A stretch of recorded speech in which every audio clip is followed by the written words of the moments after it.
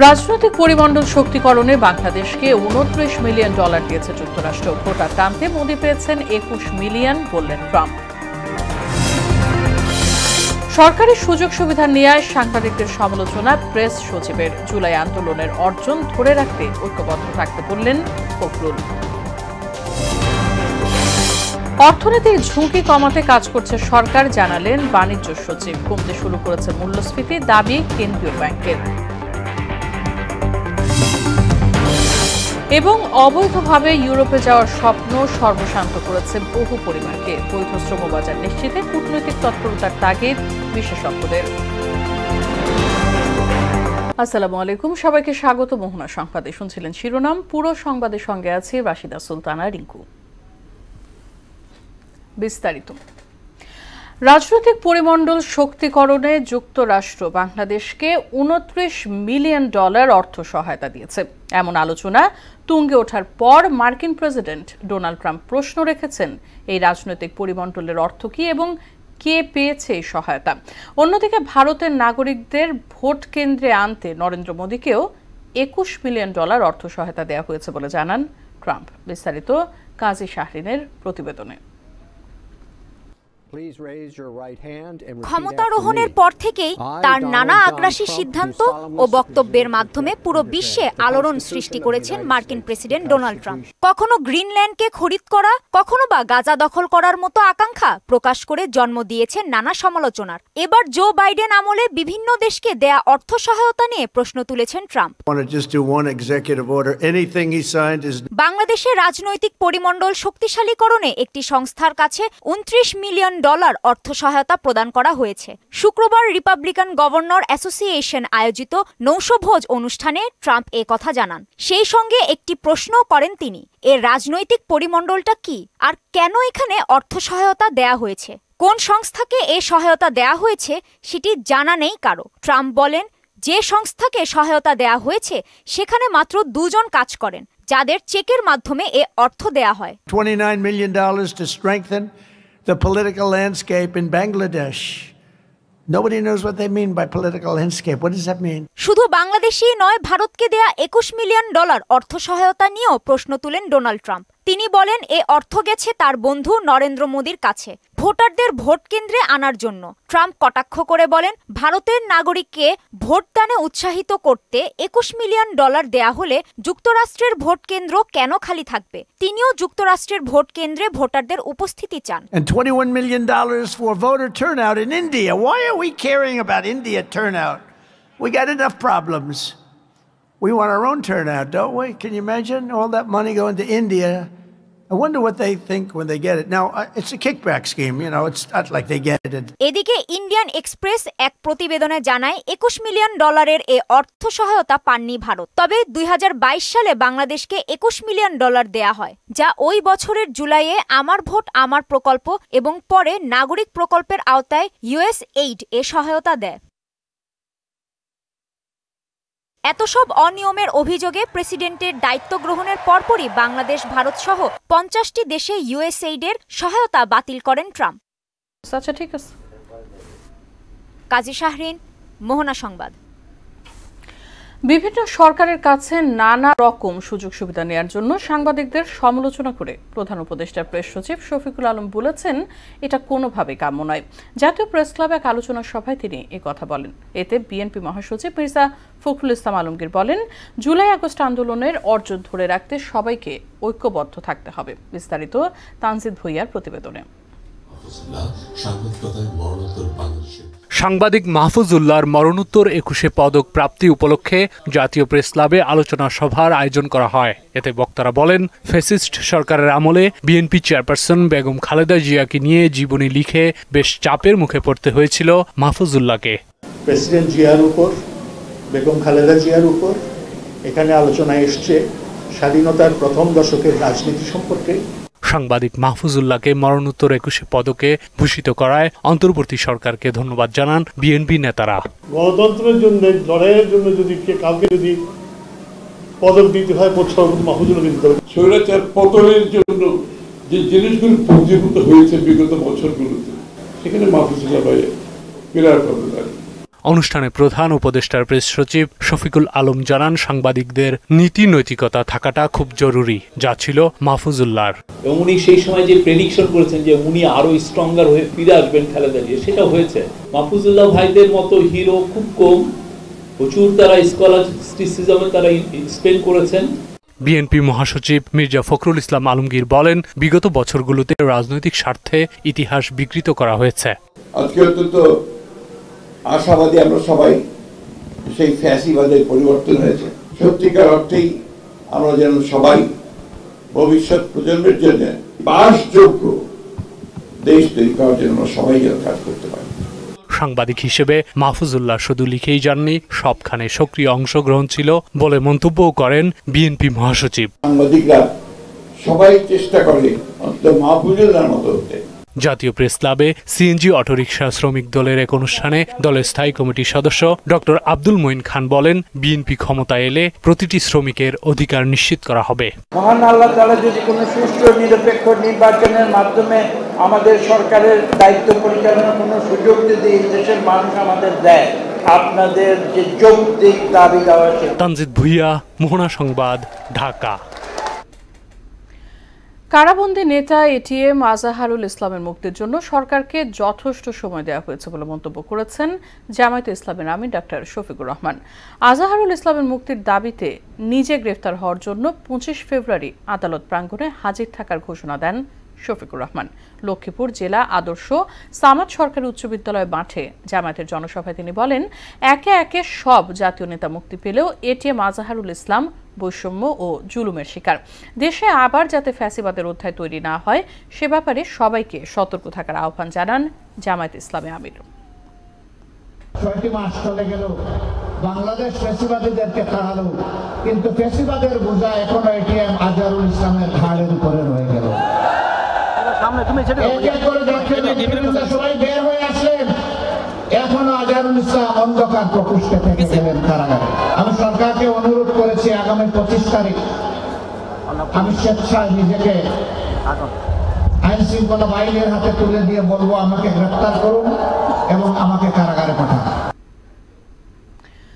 মূল্যস্ফীতির লাগাম টানা সহ অর্থনীতির ঝুঁকি কমাতে সরকার কাজ করছে বলে জানালেন বাণিজ্য মন্ত্রণালয়ের অতিরিক্ত সচিব আব্দুর রহিম খান। আর বাংলাদেশ ব্যাংকের নির্বাহী পরিচালক সায়রা ইউনুসের দাবি, মূল্যস্ফীতি কমতে শুরু করেছে। আগস্টের পর টাকা ছাপানো যৌক্তিক পর্যায়ে এসেছে বলে জানালেন পলিসি এক্সচেঞ্জের চেয়ারম্যান মাসরুর রিয়াজ। মতিঝিলে ডিসিসিআই আয়োজিত সেমিনারে এসব কথা বলেন বক্তারা। আরও জানাচ্ছেন উষা ফিরদৌস। বেসরকারি খাতের দৃষ্টিতে বাংলাদেশের অর্থনীতির বিদ্যমান অবস্থা ও ভবিষ্যৎ পর্যালোচনা শীর্ষক সেমিনার আয়োজন করে Dhaka chamber of commerce and industries DCCI. এতে মূল প্রবন্ধ উপস্থাপন করেন ঢাকা চেম্বারের সভাপতি তাসকিন আহমেদ। 2024 এ ইউএস আমাদের জিডিপি দাঁড়িয়েছে প্রায় $450 billion with a growth of 4.22%.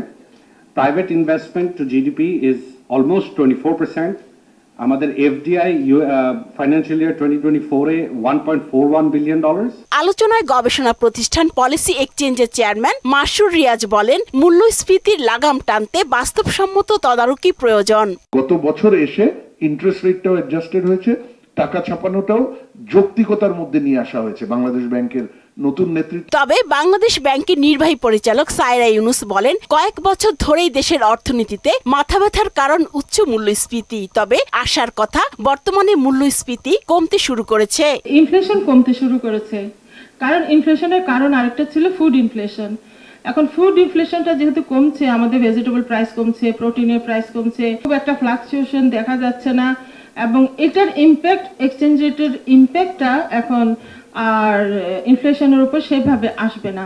অর্থনীতির অনেকগুলো ঝুঁকি নিয়েই পথ চলা শুরু করে বর্তমান অন্তর্বর্তী সরকার, যার অন্যতম উচ্চ মূল্যস্ফীতি। সব ঝুঁকি কমাতে সরকার কাজ করছে বলে জানালেন বাণিজ্য মন্ত্রণালয়ের অতিরিক্ত সচিব আব্দুর রহিম খান। কারেন্ট অ্যাকাউন্ট ব্যালেন্সে আমরা যখন সারপ্লাস, এই সুসংবাদটাও অন্তত আমাদের বলা দরকার।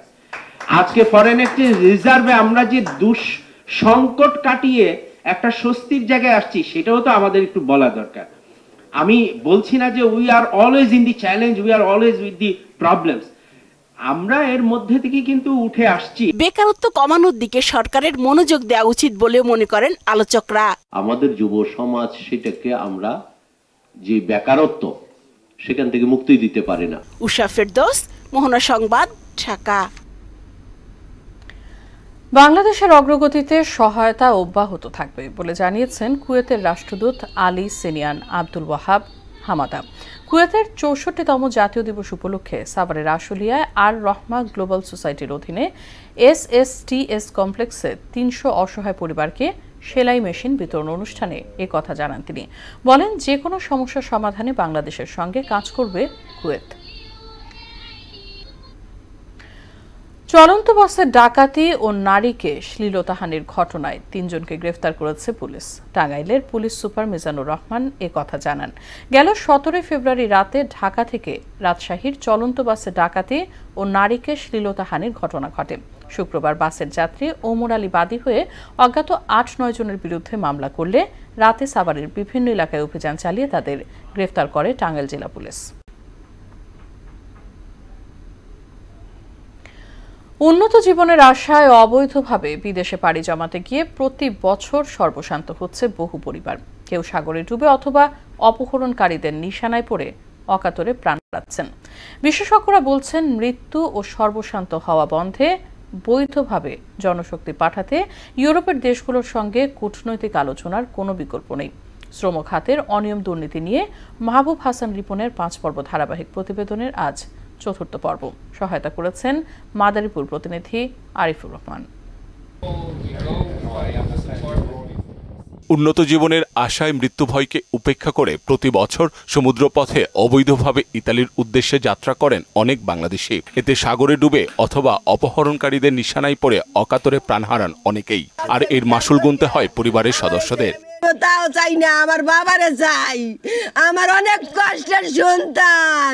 ডলার উপার্জনের স্বপ্নে দালালের খপ্পরে পড়ে চরম বিপদসংকুল জেনেও 15 থেকে 20 লাখ টাকা খরচ করে অবৈধ পথে বিদেশ পাড়ি জমাতে গিয়ে সর্বশান্ত হচ্ছে অসংখ্য পরিবার। আবু কালাম দালাল আমার বলছে যে বৈধভাবে 14 লাখ টাকা ইতালি নিয়ে দেবে, 1 টাকা আর এক্সট্রা কোনো টাকা লাগবে না। আমাদেরকে না বললেও অবৈধভাবে লিবিয়া নিয়ে যায়। সেখান থেকে আমার বাড়ি প্রচুর মারধর করে। মানে ওর লোক আছে মাফিয়া, মানে ওর নিজেরই লোক, আবু কালামের লোক। এখানে আমার বাড়ি এতটাই মারধর করে, এতটাই টর্চার করে যে আমাদেরকে ভিডিওগুলো দেখাইছে আমারে। আমি এখন মানে টাকা দিতে বাধ্য হয়েছি। এই পর্যন্ত আমার কাছে 51 লাখ টাকা নিয়েছে আর কি। তুমি ভাইজান এই টাকা পাঠাই দেন আমার 12 লাখ, আমি ওই বাইকনারের সাথে কইরা নিয়ে যাব। আরে দেখলে মনে হয় দোকান দেখলে মনে হয় আমার বাবা এদিকে আছে। দালাল চক্র বিভিন্ন জেলা থেকে অভিবাসন প্রত্যাশীদের সংগ্রহ করে ঢাকা বা চট্টগ্রাম বিমানবন্দর দিয়ে ভ্রমণ ভিসায় দুবাইয়ে নিয়ে যায়। সেখান থেকে ট্রানজিট ভিসায় পাঠানো হয় মিশরের আলেকজান্দ্রিয়া অথবা তুরস্কে। পরের গন্তব্য লিবিয়ার বেনগাজি। এরপরেই শুরু হয় ভাগ্যের নির্মমতা। কেউ সাগরে ডুবে প্রাণ হারায়, কেউ বা আবার অপহরণকারী চক্রের কবলে পড়ে।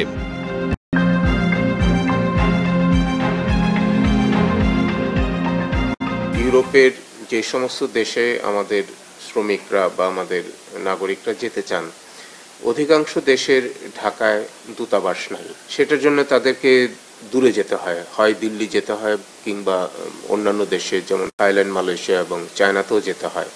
সেখান থেকে তাদের এমপ্লয়মেন্ট ভিসা নিতে হয়। তো সেইটাও তো কমপ্লিকেটেড তাদের জন্য। তো এই সমস্ত কারণে তারা সহজ পথ খোঁজার চেষ্টা করেন।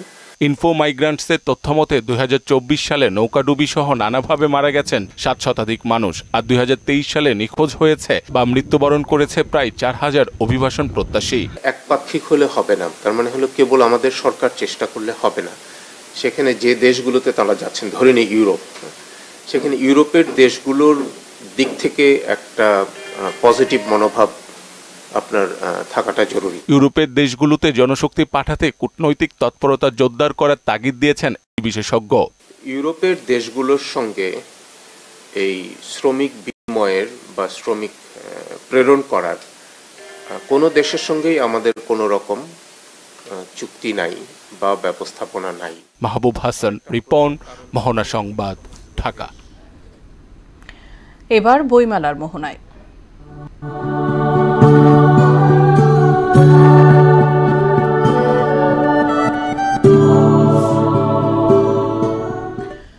সময়ের আবর্তে শেষ সপ্তাহে পা রাখল অমর একুশে বইমেলা। সময় না বাড়ানো হলে 6 দিন পরই সাঙ্গ হবে এবারের আয়োজন।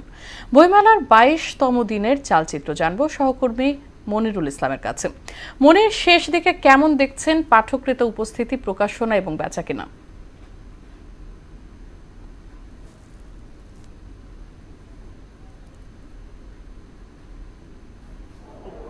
রিঙ্কু, আসলে ফাল্গুন এসেছে কয়েকদিন, কিন্তু এরই মাঝে বইমেলায় এর বিদায়ের সুর বাজছে। আসলে এটি লেখক, প্রকাশক এবং দর্শনার্থীদের জন্য কিন্তু খুবই কষ্টের। কিন্তু আসলে বইমেলা 20 দিন পার হওয়ার পরে কিন্তু বইমেলা জমে ওঠে এবং এবারের চিত্রও কিন্তু তাই। তো এই মুহূর্তে আমরা একজন লেখকের সাথে কথা বলবো। উনি চিকিৎসক এবং সাবেক পিজি হাসপাতালের প্রভিসি মুজিবুর রহমান হাওলাদার, উনি আমাদের সাথে আছেন। আমরা তার সাথে আসলে চিকিৎসা শাস্ত্রের বিভিন্ন বই নিয়ে কথা বলবো। আপনাকে বইমেলার মোহনায় আপনাকে স্বাগত। ধন্যবাদ আপনাকে। আচ্ছা, আপনি তো একজন চিকিৎসক এবং লেখক, মেলায় এসেছেন সবচেয়ে বড় পরিচয় লেখক। সব মিলিয়ে আসলে এই মেডিকেল রিলেটেড যে বইগুলো মেলায় আসলে আমরা ওইভাবে দেখতে পাই না। তো এটার আসলে কারণটা কি এবং মেডিকেল সংশ্লিষ্ট বইগুলো কতটা জরুরি? অত্যন্ত চমৎকার একটি যুগোপযোগী প্রশ্ন করেছেন, কারণ আমাদের বোঝার ভাষা, আমাদের অনুভূতির ভাষা, আমাদের উপলব্ধির ভাষা কিন্তু বাংলা। কিন্তু আমরা মেডিকেল সায়েন্সে যারা পড়াশোনা করি তাদের মিডিয়াম অফ ইনস্ট্রাকশন বা আমাদের মাধ্যম হচ্ছে ইংরেজি। সেই ইংরেজি মাধ্যমের বইগুলোকে বাংলায় করা অথবা ধরেন এই বাংলায় লেখা খুব কঠিন একটি কাজ।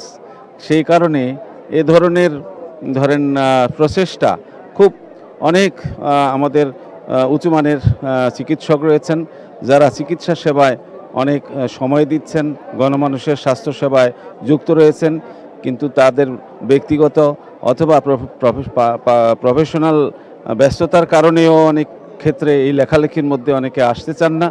আবার অনেকের অনেক লেখার হাত ভালো, অনেক মেধা যোগ্যতা রয়েছে, কিন্তু ভাষাগত কারণে মেডিকেল ভাষার একেবারে পরিপূরক বা বাংলায় রূপান্তর করা যায় এরকম শব্দ খুঁজে পাওয়া খুব কঠিন।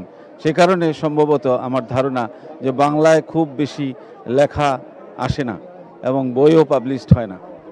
আচ্ছা, এবারের বইমেলার যেই প্রতিপাদ্য সেটি হচ্ছে জুলাই গণঅভ্যুত্থান, নতুন বাংলাদেশ বিনির্মাণ। তো আসলে এই নতুন বাংলাদেশের বইমেলা আপনার চোখে কেমন লাগছে?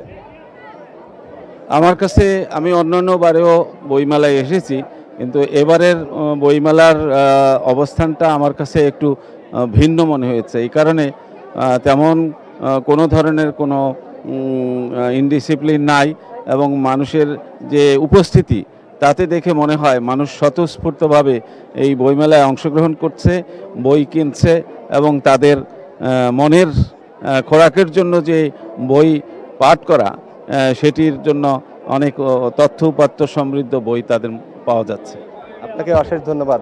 আসলে রিঙ্কু, যে কথাটি বলছিলাম যে গতকাল 21শে ফেব্রুয়ারি গেল, আসলে এই 21শে ফেব্রুয়ারি কিন্তু বইমেলার সবচেয়ে তাৎপর্যপূর্ণ এবং গুরুত্বপূর্ণ দিন। সেই সারাদিন কিন্তু আসলে জনসমাগম ওইভাবে না হলেও কাল কিন্তু বিকেল থেকে রেকর্ড পরিমাণ ভিড় সমাগম হয়েছে এবং আজকের দৃশ্যটাও কিন্তু ঠিক কালকে যেমন বিকেলের পরেই জনসমাগম বৃদ্ধি পেয়েছিল, আজকের দৃশ্যটাও সেই। এবং প্রকাশকরা বলছেন আসলে তাদের পর্যাপ্ত বই বিক্রি হচ্ছে এবং পুরোপুরি মেলা আসলে তারা একটা ভালো একটা বেচা বিক্রির মধ্যে দিয়ে তারা বইমেলা পার করবেন বলে আমাদের জানিয়েছেন। রিঙ্কু, আমার কাছে এই ছিল বইমেলার সবশেষ পরিস্থিতি। আপনাকে সামাজিক ন্যায় বিচার প্রতিষ্ঠায় জাকাতের ভূমিকা গুরুত্বপূর্ণ এমন মন্তব্য করে বাণিজ্য উপদেষ্টা শেখ বশিরউদ্দিন বলেন, বিশ্বব্যাপী সমাজ ব্যবস্থায় জাকাতের সৌন্দর্য ও প্রভাব রয়েছে। রাজধানীর গুলশানে 2 দিনব্যাপী জাকাত মেলার উদ্বোধন অনুষ্ঠানে কথা বলেন বাণিজ্য উপদেষ্টা। শামীমুজ্জামান চৌধুরীর রিপোর্ট। সেন্টার ফর জাকাত ম্যানেজমেন্ট CZM এর উদ্যোগে আয়োজন করা হয় 2 দিনের জাকাত মেলা।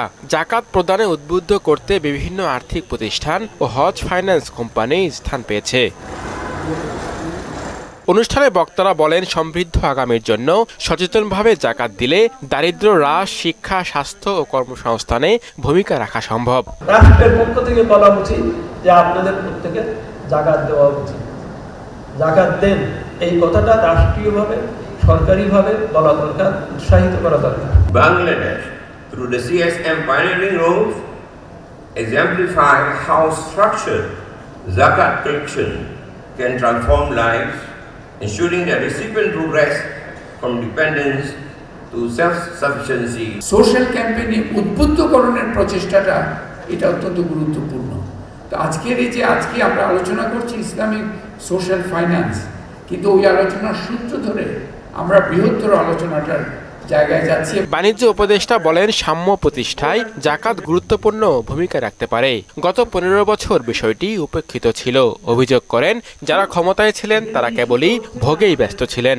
সংস্কার যদি এনবিআরে করা না যায়, মারাত্মক বিপর্যয় ঘটবে।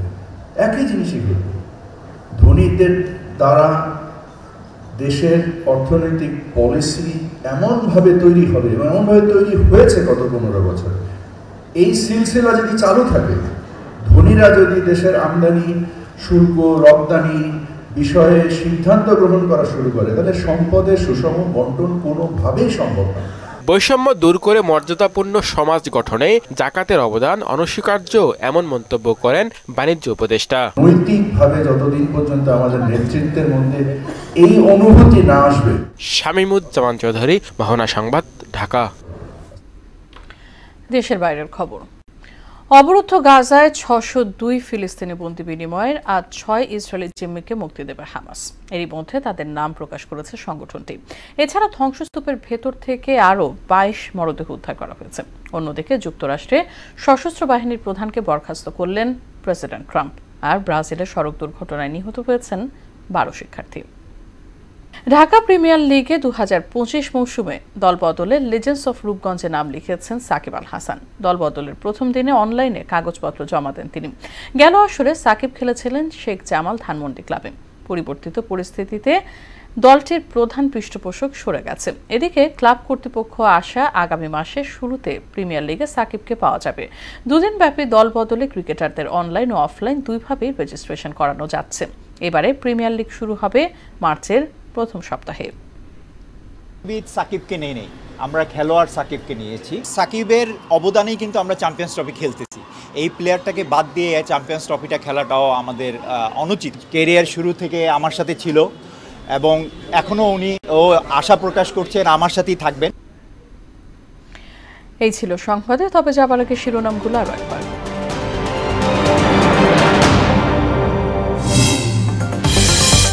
রাজনৈতিক পরিমণ্ডল শক্তিকরণে বাংলাদেশকে $29 মিলিয়ন দিয়েছে যুক্তরাষ্ট্র। ভোটার টানতে মোদি পেয়েছেন 21 মিলিয়ন, বললেন ট্রাম্প। সরকারি সুযোগ সুবিধা নিয়ে সাংবাদিকদের সমালোচনা প্রেস সচিবের। জুলাই আন্দোলনের অর্জন ধরে রাখতে ঐক্যবদ্ধ থাকতে বললেন ফখরুল। অর্থনীতির ঝুঁকি কমাতে কাজ করছে সরকার, জানালেন বাণিজ্য সচিব। কমতে শুরু করেছে মূল্যস্ফীতি, দাবি কেন্দ্রীয় ব্যাংকের। এবং অবৈধভাবে ইউরোপে যাওয়ার স্বপ্ন সর্বশান্ত করেছে বহু পরিবারকে। বৈধ শ্রমবাজার নিশ্চিতে কূটনৈতিক তৎপরতার তাগিদ বিশেষজ্ঞদের।